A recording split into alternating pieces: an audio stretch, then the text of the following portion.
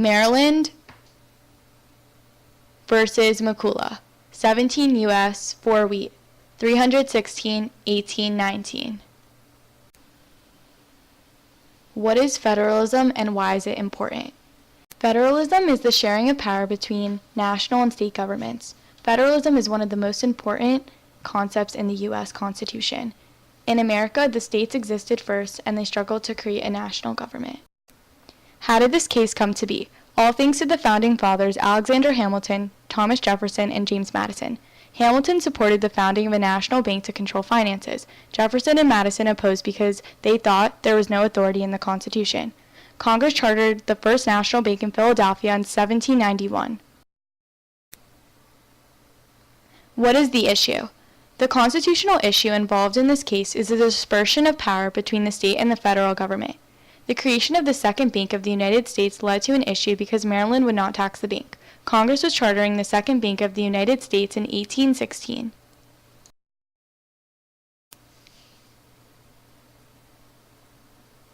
Who, when, and where? James McCulloch and Maryland were both involved in this case that was taking place in Baltimore, Maryland in 1819. Events leading up.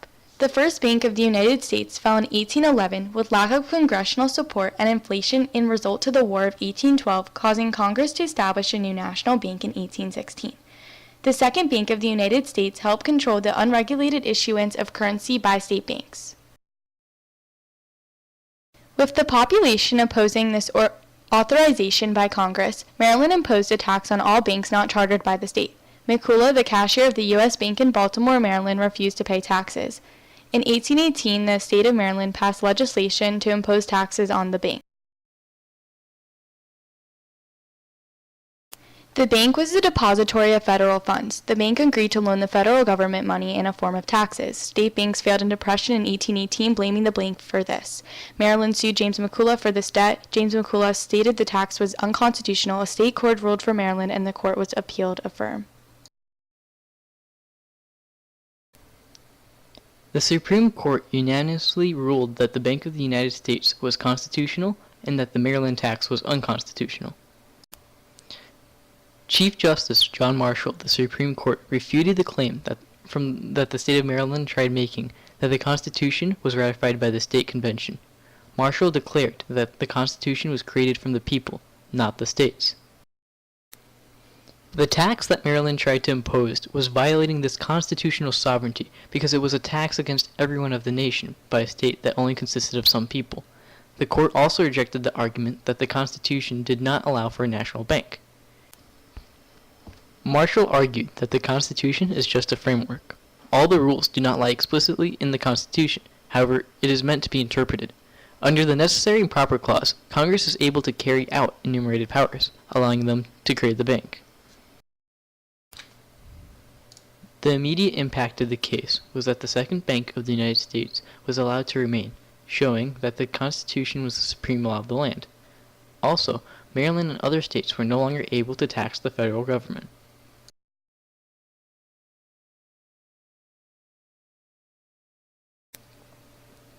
Long-term effects. Congress was able to demonstrate its implied powers given by the necessary and proper clause.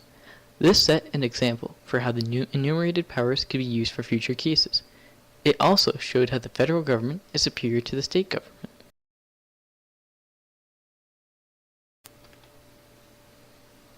This court case upholds the idea that the sovereignty of the Constitution comes from the people and not the states.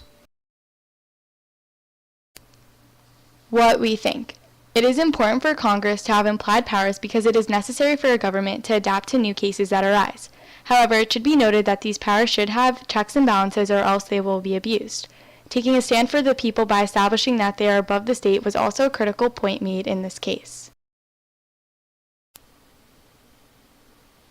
Key points. First, Congress did have the authority to create a national bank. Second, Maryland could not tax the national government. And lastly, the federal state is superior to state authority. Created using Powtoon.